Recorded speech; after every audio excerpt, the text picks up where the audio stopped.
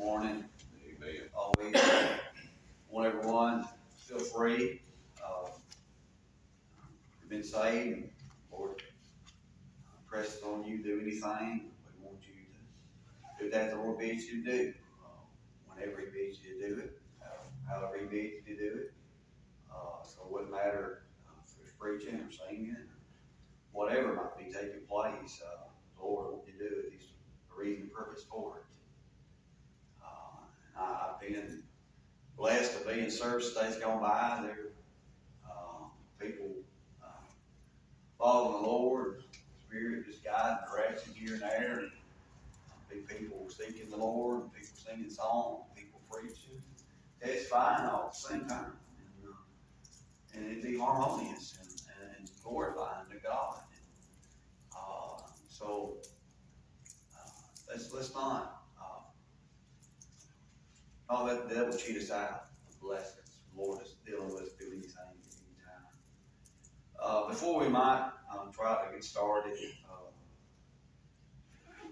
one for might be something on your heart.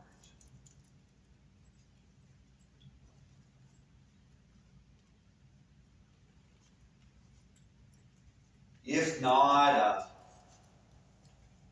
I do beg your prayers. We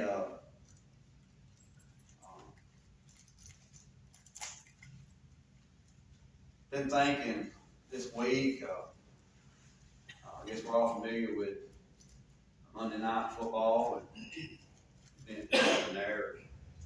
Football player made a routine tackle, stood up, and fell flat. Cardiac arrest, and his heart has stopped beating. And instantaneously, here both teams, fans stopped. The first thing they started to do was pray. Didn't matter if it's the team that is playing against or the fans that was for the other team. They all joined in together and they bowed and prayed.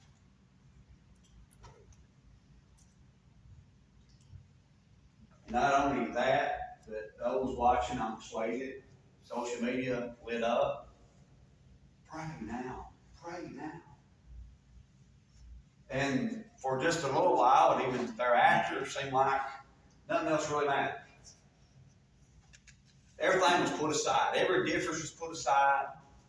They was on grown men, athletic men, coaches, different ones were holding hands on their knees in the middle of the field on live TV, calling on the name of the Lord.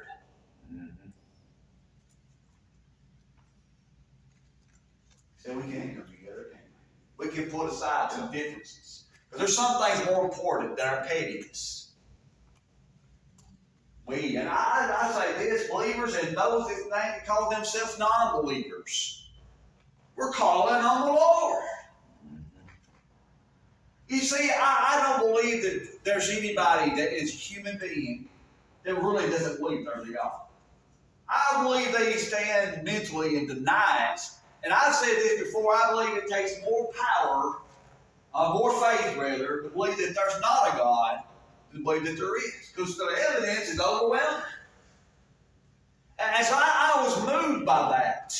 And also later on, I believe it was Tuesday on NFL Live, there was a person there, a commentator, I think a former player. He said, they was talking about praying and everything was going on. He said, something along the stand, we always say we need to pray. Why don't we just pray? He said, I don't know what's going to happen. But he didn't know what kind of risk he was taking or anything of that nature. He said, let's just bow our head and pray. So I said, yeah, let's do that. And he prayed on live TV. He said something along the lines about, we wouldn't ask you, God, if we didn't believe in the power of prayer. Right. I got thinking, where's this been this whole time? You were taking prayer out of schools and out of this and that, and all this, and all of a sudden that got just threw out the window. And just like that, we all believe in the power of prayer. Because when we're helpless, it's in our desires, in the creature, in mankind, to call on a higher power. I'm glad I know the Lord. But I'll tell you something they said too. It was a warning, how quick can life end like that? Here a guy is young and athletic and strong and trained, and he's playing at his high. He's very good at what he does. And just like that, boom, he could have been gone. Just in an instant. And it reminded everybody how frail we are. It reminded us how quick our life can end and what really matters. They made me think about the scripture. It says, what does it profit man to gain the whole world and lose his own soul? I know he's praying for his health and recovery. And listen to this. I love this. He's recovering. And God has amazing ways to show this whole world his power. Yep. He does. You remember 9/11? I don't think it was coincidental, by the way, this week, what happened. But God is wanting to wake people up. You remember 9/11? The whole nation just paused it. Yep. And I guarantee you remember where you was at when that happened. Bashed it. Yeah, I was doing this, but doing that. And we prayed. Because we felt helpless. What's going on? And we all started to turn to God. And I'm thinking, this week, I'm thinking this, and why can't this be the normal? We need him every day, whether we realize it or not. Right. That's why men ought to always pray. And pray without ceasing. And while there's great power, the effectual fervent prayer of the righteous man didn't say it felt little, it felt much. And God wants to hear. God's going to get on the board one way or another. Because there's coming a day, the Lord's coming back. The scripture says this, every knee shall bow and every tongue shall confess. There's coming a day when they're going to call on the Lord and it won't do them any good. Well, I believe the greatest prayer maybe going on right now is in hell. I believe people are praying with every fiber of their being just for just a little bit of relief. And he won't get one bit. God will not hear that. See, opportunities in this life. And it's just a short time. The scripture says it's just as a vapor, just appear for a while and vanish away. We're just here for just a moment and we're gone. Poof. Just like that. Well, I wish we could get a burden of desire and see how much danger lost humanity is in, how sick they are. Will we be more fervent in prayer? You know, I prayed, and many others have been praying, and in history, there's two great awakenings. We've been praying for a third. What that great awakening is a time when people, and there was a revival sweeping across this land and over in Europe, and all people, they was having tent meetings and old camp meetings, and people coming, different denominations and things. I'm old-fashioned Baptist. But I believe there's a difference between being saved and going to heaven and being part of the Lord's church. But I believe us has been saved. We're all in the family of God. And when we can agree, let us agree. And surely we can start with prayer. I think it's a great foundation. And I believe God can give us the answers. We open our hearts that we need. He can guide us in His truths, in His Word. He don't guide no other way. He guides us according to what this teaches. Thought about war. You know, war's a horrible thing. And it wouldn't take just much right now, y'all, to be another world war. It wouldn't take much. It would. I hope it don't come to that. But I found some time in history, some of y'all lived in it. World War I and II and other wars. And there were people pulling the same direction. They might not agree on all things. They laid that aside. Hey, we've got to support our soldiers and their families, and you know, we're fighting to keep our liberties here, and so on and so forth. We pull together. I thought, I'm talking about old-fashioned churches. The Lord's churches. There's some things we can all agree on. Surely there is. I'm not about compromise. Don't misunderstand me. I'm not saying that whatsoever. But I love the fact that, yes, we realize from time to time there's some things more important than a game. More important sometimes than our jobs. We can lay things aside.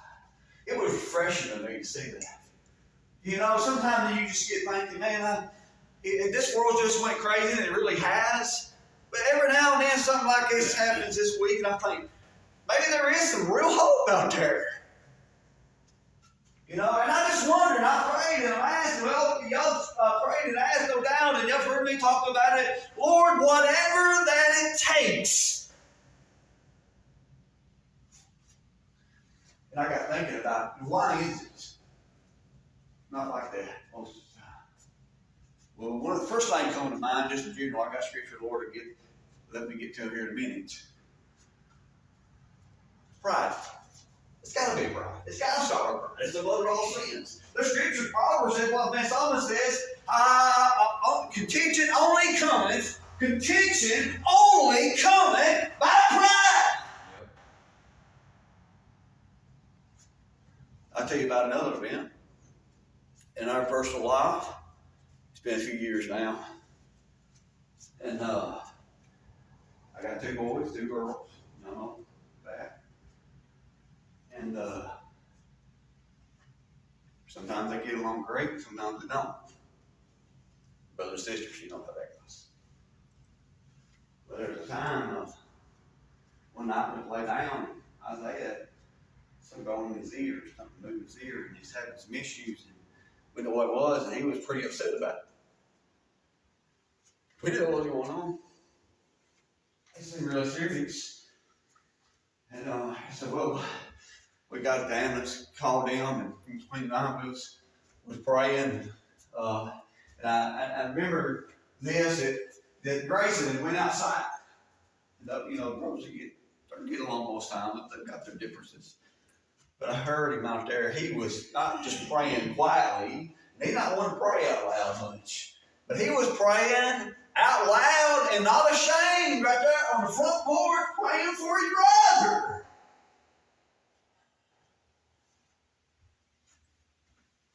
See, sometimes we can just lay aside pride when we see the importance of the situation. Lord help us. A lot of times I find too, sometimes we're ashamed. What do you mean? Sometimes we're afraid what other people might think about us. Yep. We're afraid. Well, one of the definitions of being ashamed is being unwilling to do this for fear of humiliation or embarrassment. A lot of times we don't pray in public. A lot of times we don't talk about what we all would claim this morning as our best friend, Jesus, and proclaim Him amongst strangers, amongst co-workers, amongst neighbors, because of pride. And sometimes we're just somewhat embarrassed, unwilling, reluctant, for fear of embarrassment or humiliation. I stand more. It's called me to preach, and I stand and I try to preach, and I know it's a small congregations, and the Lord has blessed us to be able to preach to larger congregations, and I'm not about numbers, y'all know that. But I want you to know that I'm an introvert. I would rather somebody else stand for people. And I know with repetition, things of that nature, it comes a little bit easier for me to do that part of it, stand for people. But it just ain't in my nature, really, to do this. And I struggle with it. And a lot of times people read converts, and they struggle with more people than these extroverts. I think I've got that right. Those that are more public and more people hurt people and openness and things of that nature. and just more comfortable talking in public and things of that nature. So anyways, it's more challenging sometimes for the introverts to let their light shine and do things for the Lord openly than it is the extroverts. But I'm not an extrovert, but I would imagine that be the case. But I've also found we've got help.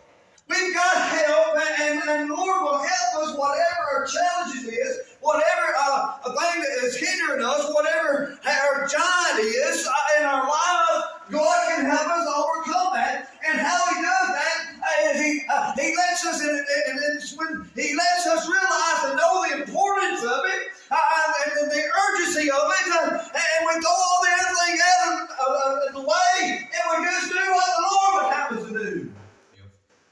I found this much, and this is getting to what our message may be this morning. And I want to read a verse real quick before we go much further. In the 31st division of Psalms, and I just want to get a portion of one verse here, and we're going back up in this same Psalm, 31st chapter, 31st Psalm rather, in the book of Psalms. In verse 17 it says, "Let me not be ashamed, O Lord. Let me not be ashamed." And before we go any further, I want to get another verse comes to mind. If you can find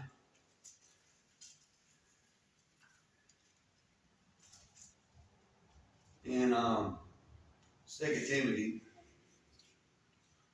I believe it's first chapter.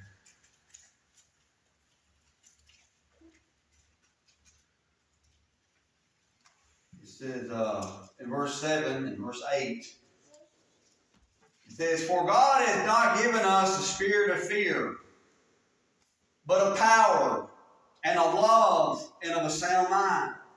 Be not therefore ashamed of the testimony of the Lord, nor of me his prisoner, but be thou partakers of the afflictions of the gospel according to the power of God." So He's not giving us a spirit of fear. And I wanted to point that out, that when we're yielding and submitting to the leadership of the Spirit of God, the Holy Ghost, He will give us liberty and to proclaim unashamed Jesus Christ, unashamed to do whatever He bids us to do, whether it be praying publicly or it be witnessing publicly or whatever might be the case, He can help us.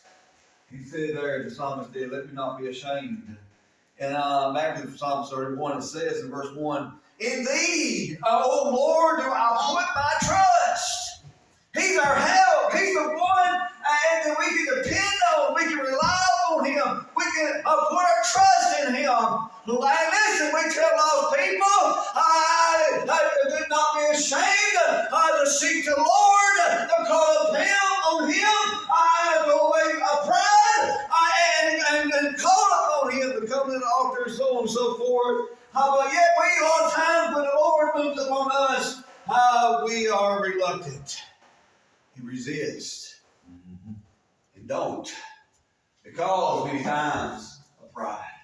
Because many times of fear what other people might think. Because in a sense we're ashamed. And I guess the message I got a thought this morning. Let us not be ashamed wherever we are to proclaim Thee and to live for Thee and to do what You have us to do. He's our very best friend, isn't He? Sometimes I've grown up, and my wife growed up. A lot to get on to with my grandma. And in my upbringing and in my life, sometimes you got some friends you're friends with, kind of when you're with them and not around other people, and seem like, yeah. Just to be honest, sometimes we're just natural. Sometimes we're not so much friends with them when we're around other people. We've all had that situation in some way, somehow, I guess. Maybe it's just me. God help me. Forgive me, Lord. But sometimes that's why we treat Jesus, isn't it? Oh, he's our best friend in the Lord's house. But he becomes that friend, sometimes we kind of hide in the public. You don't want anybody to know about that. God help us. Let us not be ashamed. In thee, O Lord, do I put my trust. Let me never be ashamed. Deliver me in thy righteousness. This is Psalms 31, verse 1. Bow down thine ear to me, deliver me speedily. Be thou my strong rock, for a house of defense to save me, for thou art my rock and my fortress. Therefore, for thy name's sake, lead me and guide me. O Lord, let me not be ashamed.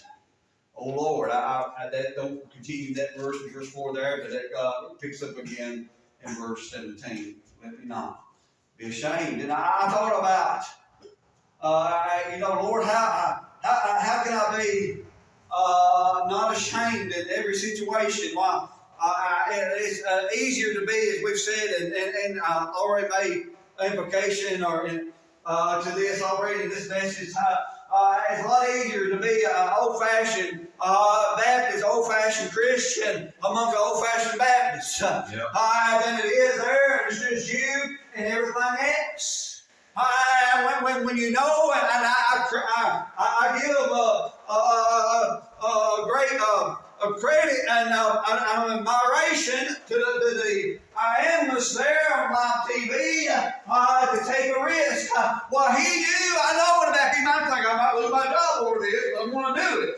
And sometimes when us as God's people, when we're out and God's leading us to do something, there's something that the Lord's laid on our heart, or maybe just everyday going about things, how we do our business and things like that. Sometimes it might be something that we would do that might cost us our job. I know a different brother that because they was trying to let their light shine on their workplace, that they lost their job. Well, there's even those in public jobs, the teachers and so forth. And thank God for the Supreme Court ruling that the coach that was playing on the football field, that lawsuit was come against him about separating church and state. And it's in the Supreme Court ruled in favor of his right to trade. Well, our country was founded on such things. And they've been trying to put those things away. Well, you just keep God over every little corner, and everything's going to be okay. Well, God has called us to go into all the world. Well, it might be God, and I pray for our missionaries. I'm for soul. We're in Africa, in different places that they're going, and they are literally risking their lives at times if people come across the wrong people, whether it's the government or other religious sects over there. Islam and things of that nature. And I thank God for those that's not ashamed. It's just, and sometimes we get to a place where I feel like we're just bound up, we're just chained up, and we just can't move a whole lot here and there. And that's just as good as the devil has us to. But I've seen it even in my life in different times. The Lord has given me grace and filled me with His Spirit and given me courage. And I think about that courage, so Lord, and think about it. Let's not be ashamed. God, give us courage. And I think about the older brother, and I've heard him pray.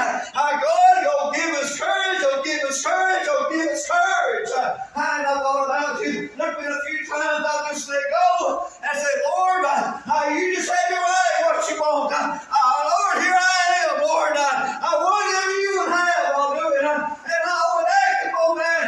And listen, that's not to be smart. But listen, you get to a point like that, then when you're aiming to please, it doesn't matter what anybody else thinks. As long as the Lord's pleased with it. And you get free. The truth will set you free, won't it? The Holy Spirit will lead and guide you to all truths. And when we get filled with the Spirit, it doesn't matter. It doesn't matter what anybody else thinks. All that really matters is what the Lord thinks. It's not trying to be disrespectful to nobody. There's a respectful way to go about that. And if you're following the Lord in the manner that you should, it will be respectful. And it'll have effect too. People pay attention to it. They'll either yield to it, or they'll go against it so much that it's Stephen. They might even kill you. Listen, don't give me, I thought about that boy. I said, well, you know, as a person has been saved by God's grace, if you're truly following the Lord, standing on His truth, letting your light shine, and they take your life forward, I believe that's going out in a blaze of glory. You're getting promoted. My friend, it's got a favor in it. But they can't take your life unless the Lord allows it. That's right. They thought they had Daniel's lies, didn't they? They put him in old lions then. He shut the mouths of the lions. Ooh, I tell you what, I thought, boy, this week, I thought about the stuff on our money that's saying there, one nation under God. One nation under God. Boy, I tell you what, the only hope this nation has is we turn back wholeheartedly to God. I don't know what it's going to take. I don't know if it's going to be an athletic, better person, and about losing his life right there, live on TV on the football field. I don't know what it's going to take. It may take a series of different things. I don't know. But whatever it takes, Lord, to wake us up. I don't know if it's going to take another terrorist attack to hit a town in some city. I don't know what it's going to take. But whatever it is, I believe it'll be worth it. I believe it'll be worth it. Listen, we're spoiled rotten if we just be frank about it. Everyone is spoiled rotten. We've got so much convenience in this whole life. Listen, my friend, we've got more conveniences and means to do this and that faster than we ever have, and we ain't got time for nothing. And years ago, you have all those things, we have all more time for God and one another. Is that interesting to you? Oh, devil, he's tricky in what he does. One thing he wants to do is keep us busy. Yes. He just got us running.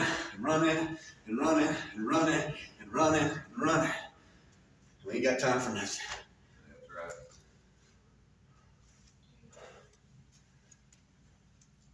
Ooh, God help us. Brother Jason, I got to thank God for saving my life. You go right ahead. This week I've had a lot of thoughts go through my mind. I was sitting there the other day. I made a sandwich there about lunchtime. I had it there on a napkin. When I got through, there was just a few crumbs on it napkin. And it made me think about Jesus telling the account of the rich man and Lazarus. And then he begged for those few crumbs that fell from the rich man's table. And I looked at that little bunch of crumbs there on that napkin, and I thought, my God, what kind of shape Lazarus was in, that these few little crumbs would be nourishment for him. And the old rich man thinking about that, begging for that drop of water, a drop. Just let him dip his finger in water and cool my tongue. And I got to thinking how the thoughts come to me, how great our God is, and how He can take such little things and make them great. That's right. How He can take a little word, just a few words there, and 120,000 souls were saved. With just, I believe, 7 words, if I'm not mistaken. And how that He is in every aspect of our lives. And even the lives of those that claim they don't believe in Him. How every little aspect, every beat of the heart, every breath we take, every crumb we eat, every drop of water or coffee or whatever it may be that we drink, it all comes from Him. Yeah. And how much honor and glory we're due to give Him.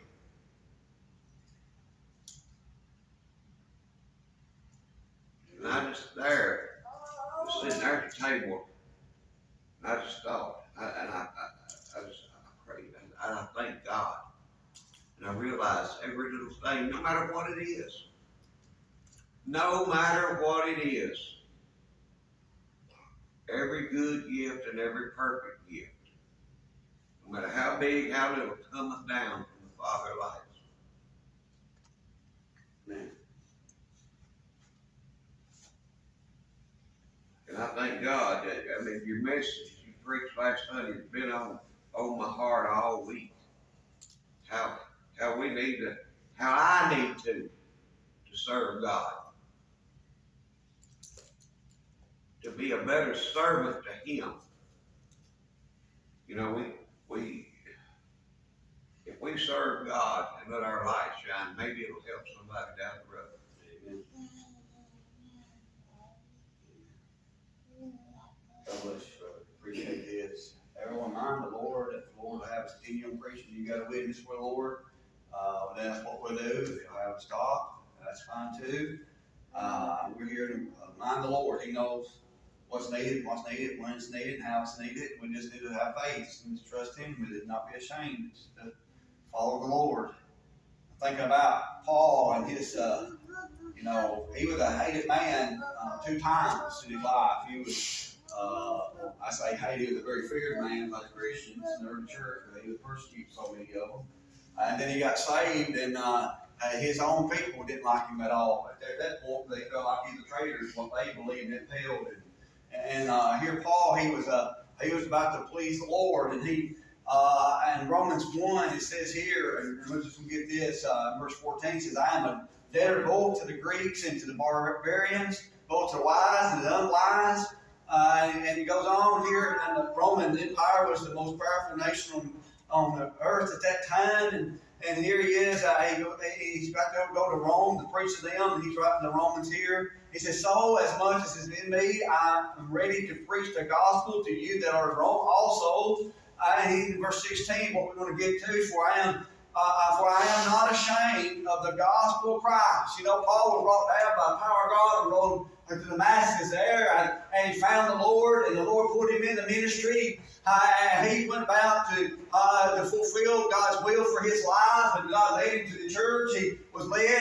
He had scales upon his eyes, and with a light was so bright, the bright the sun of Jesus Christ there. And he was led down to Ananias, and he was baptized there, and my friend, but nonetheless, and he went about to preach the gospel and to serve his Lord. He said, in his ministry here, he said, I'm a debtor both to the Greeks and the barbarians, to the wise and unwise. In verse 16, for I'm not ashamed of the gospel of Christ, of what God did for me and what He'll do for you. And He's going to fulfill God's will for him and his life. And you might not be a preacher, my friend, but God's got a calling on your life. He's got a work for you to do. And listen, us as God's people, let us not be ashamed of the gospel of Christ. And he said, why?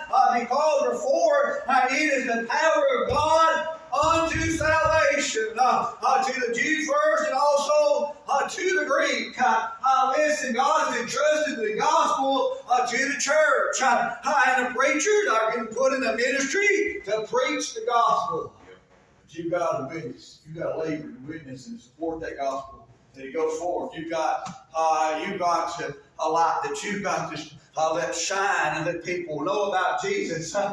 Listen, there's seed to be planted, there's water to be done, and we've got to do our part. And if we'll do our part with the help of the Lord, God has promised that He'll do His part.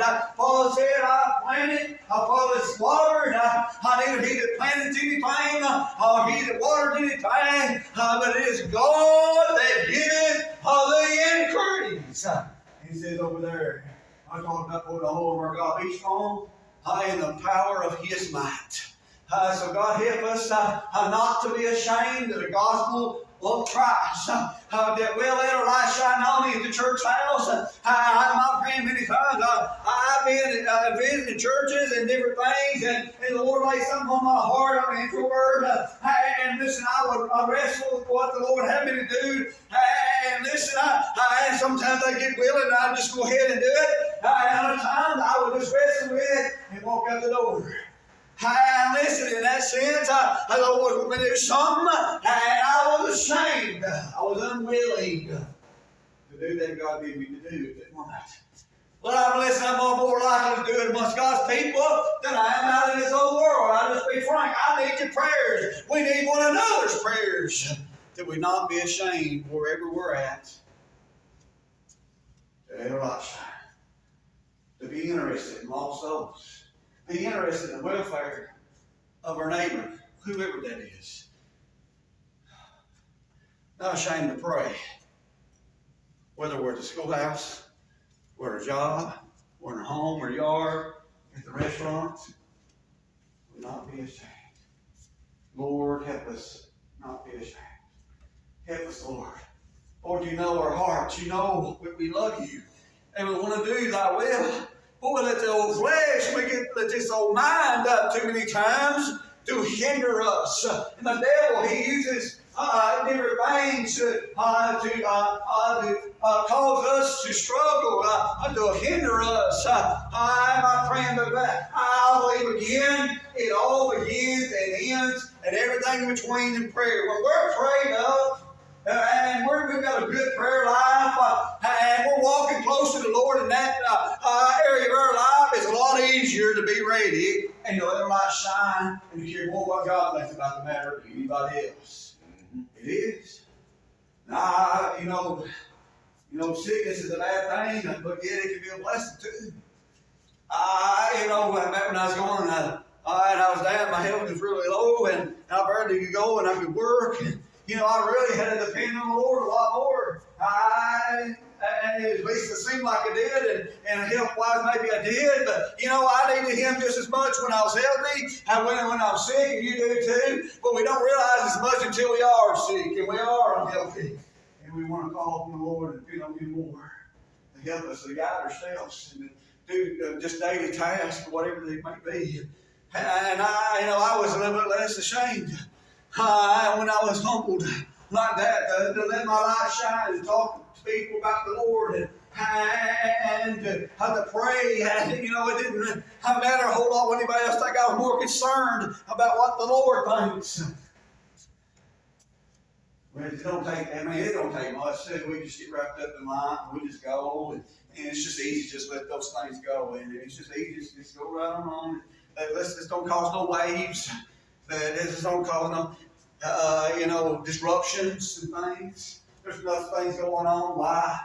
Well, and the devil will tell you everything. Well, they laugh at you. They might not say anything behind your back.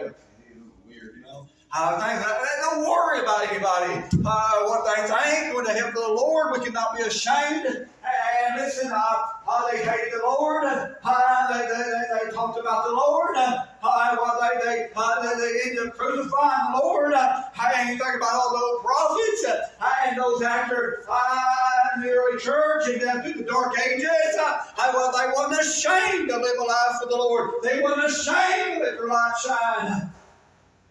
We're beneficiaries of that. Amen. And we want these little children growing up. I got my grandbaby with us this morning, and it's a great joy. And I don't know what this old girl's going to be when she gets older, but I hope there'll be some God-fearing men and women that'll be serving the Lord and not be ashamed to let their light shine. And the gospel will go on down, and she'll hear it one day when she comes lost and undone, and prick her little soul, and she'll find peace. Peace that Mom and Dad and Grandma and nobody else can give her, but the Lord can give her. That she'll find sweet, sweet, sweet peace for her soul. Because she'll know what it is to be saved. And she'll know that how God had chose the foolishness of preaching to save those that believe. She might think, well, that's awfully foolish. That man up there, up there walking around and yelling at folks and moving his arms and then worked up and raising his voice. The world says that's foolishness. I want you to know the Lord said it is the power of God unto salvation to everyone that believeth the gospel, the death, burial, and resurrection of Jesus Christ. God didn't hold back and give His very best for us. Boy, I tell you what, there's been many days I held back and didn't give my best for the Lord. I confess my faults. He said, confess your faults one to another. Why? That you may be healed. We can't be ashamed to confess our faults. If we want them to truly be healed, God help us. We're too proud too many times to do that. God help us. But there's some things that happen in our life. We'll humble us real quick, and we won't be ashamed. We won't be too proud. Call on the Lord, even if it's on national television. You know, I tell you what, when I was lost and done seeking the Lord that night underneath that altar, it wouldn't matter to me if it was on the 5 o'clock news and the whole world clock. It didn't matter to me. I was determined to find peace with the Lord. It didn't matter what anybody said about it. It didn't matter. I was determined to find salvation. Ooh, God help us. God help us. But it was refreshing, I tell you what. See that, I don't know how long it'll be swept in the rug. I'm sure the devil, he don't like it. He's doing whatever he can to undermine it. He'll try to do it, maybe to deceive people. That's what he does. But I tell you what, it was refreshing there for a little bit to see. You know, both sides. You know, it was a playoff, a big game for them, determining playoff implications and things of that nature. They said we don't have to play this game. It doesn't really matter. Those things are secondary. They always have been. They always will be. But too many times we put them in front of us. I'm saying it's truly important. Too many times we put us as God's people, we put worldly things above the Lord's cause and His church. Shame on us. We've all done it. Yep. In some way, somehow. But we know what's the most important thing, don't we? When it really comes down to push comes to shove, so to speak, I think we really know what we should be doing. We maybe even lie to ourselves and be in denial and kind of rationalize and try to justify different things. But at the end of the case, we shove down the horn those big things. And when we really get real with it, we know the truth. We know the truth. So God help us. I guess our message this morning is, let's not be ashamed of the gospel of Christ. Let's not be ashamed to be what we ought to be, what we are as the children of God, as this people here upon the earth, that we not only live for the Lord on Sunday mornings and the church is going on, but it be day in and day out. Like I said, you don't have to wear a sign to say I'm a Christian and I love the Lord, for people to know that you're a follower of Christ and that you love the Lord. If you'll live your life in a manner that pleases Him, it'll be known to you. It will. People know. What you do, it'll tell them you, the good or the bad. So God help us. I don't know if anybody else did this message this morning, but I'll tell you what I did. I needed the events this week. I needed them in multiple ways. And I'm thankful for them. And I'm thankful for God's people. And I'm thankful that we still, I guess at the end of the day, as I closed out the message this morning, it gave me a little bit more hope. It gave me a little bit more hope for our country, a little bit more hope for this great cause. It gave me some hope. Yep. And again, I'm at the end of my prayer and I say, Lord, whatever it takes. It'll be worth it. I'd like to see a third great awakening from shore to shore and across this world. Lost people being saved, left and right. Many of them added to the old church. Boy, I tell you, we need revival. And listen, we ain't got revival in our back pocket, ain't none of us does. I tell you what, we know the one can see it. We'll yield to Him wholeheartedly and mean it. We can't expect it to be like a microwave, hit a few buttons in a few minutes it happens. It can't be on demand. We can have a remote control and hit a few buttons and it happens. We just got to yield to your whatever, how long it takes, doesn't matter. Be all in. God knows your heart. You ain't gonna fool Him on it. You ain't gonna say some words and hit the devil and hell in the word. Your heart be far from Him and fool Him. You're not gonna do that. He knows our heart. That's what He's looking at. Lord help us. Lord help us. Whatever that takes. I tell you what, as much people have been saved by God's grace in the land and country, all our church houses should be full. As many problems as are in the land. I believe old-fashioned churches, I'll tell you what, people ought to be looking for God. Whatever, however they can, they ought to be looking for God. They ought to be filled. There's a reason. I know there's reasons that we can't be at church from time to time. I'm not saying that there's not. But as far as at the numbers around about, these seats should be $50. They should. God help us. This be our week for a message. I sure appreciate your prayers and your time. Let's have a song.